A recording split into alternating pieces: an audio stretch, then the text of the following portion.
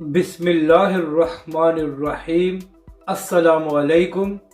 आप देख रहे हैं यूट्यूब चैनल आम सी बातें।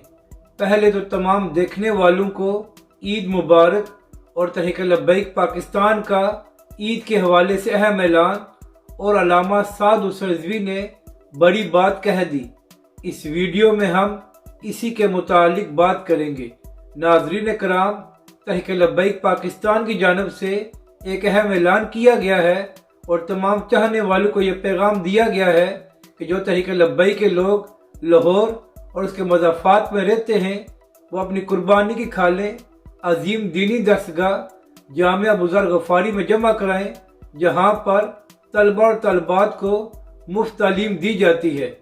और इसके अलावा ये भी कहा गया है कि जो TLP के चाहने वाले लाहौर से बाहर रहते हैं वो अपनी कुर्बानी की खालें फ़रोख्त करके इस जायज़ कैश नंबर पर भेज दें।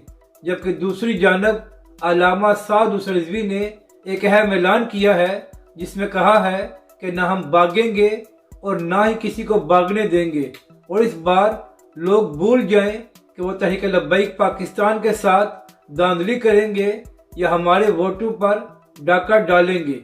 अपनी राय का ज़रूर इजहार करें कि आपको ये वीडियो कैसी लगी और हमारे इस चैनल को भी सब्सक्राइब करें।